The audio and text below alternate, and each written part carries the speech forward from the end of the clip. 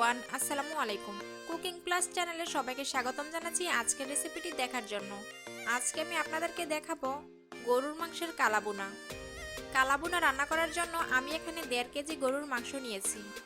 এর মধ্যে দিয়ে দিচ্ছি 1 টেবিল চামচ মরিচের গুঁড়া, 2 চা চামচ জিরা গুঁড়া, 1.5 চা চামচ হলুদের গুঁড়া, 1.5 চা চামচ ধনিয়া গুঁড়া,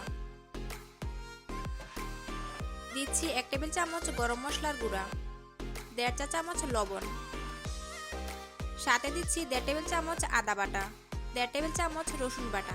এবার দিয়ে দিচ্ছি 1 কাপ পেঁয়াজ বেরেস্তা। কালাবুনার মধ্যে সুন্দর একটা কালার আনার জন্য অবশ্যই পেঁয়াজ বেরেস্তাটা ব্যবহার করতে হবে। দিচ্ছি 1/2 কাপ পেঁয়াজ কুচি, 4 টেবিল চামচ দিচ্ছি টক দই, 3 টেবিল চামচ দিচ্ছি সয়াবিন তেল। আমি এখানে পেঁয়াজ বেরেস্তা বাজার তেলটাই দিয়ে দিলাম। 2 টেবিল চামচ দিয়ে দিচ্ছি সরিষার তেল।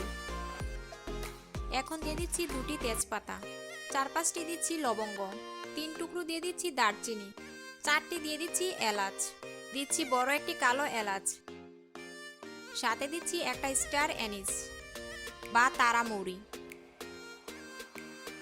এখন সব কিছু একত্রে ভালোভাবে মিশিয়ে নিব।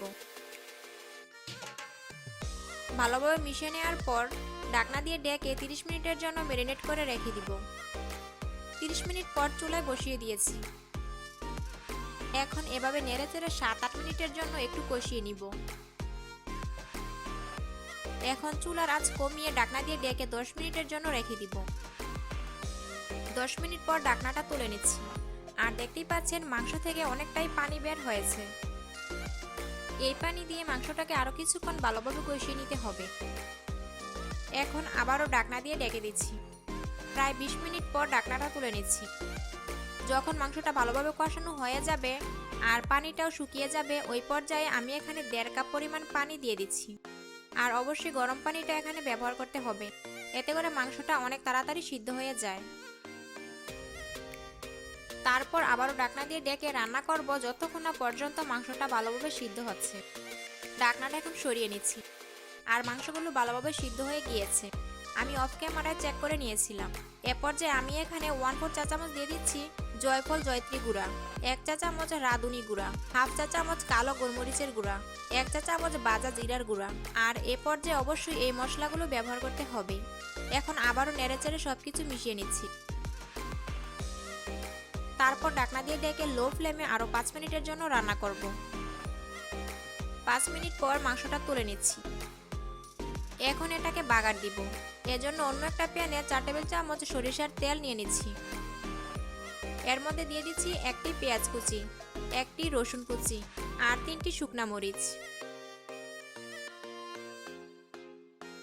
এখন এগুলোকে নেড়েচেড়ে ভেজে নিব কালারটা চেঞ্জ হওয়া পর্যন্ত।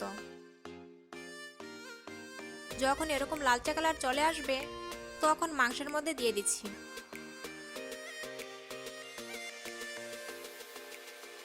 এখন আবারও 2 মিনিটের জন্য রান্না করে নিব।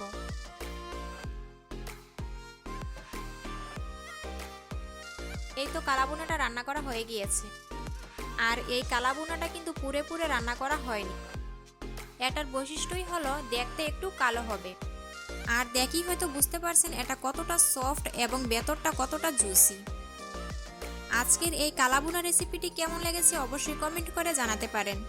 ভালো লাগলে অবশ্যই ভিডিওতে একটা লাইক দিবেন। আর চ্যানেলে নতুন হয়ে থাকলে চ্যানেলটি সাবস্ক্রাইব করার অনুরোধ রইল। সবাই খুব ভালো থাকবেন। আল্লাহ হাফেজ।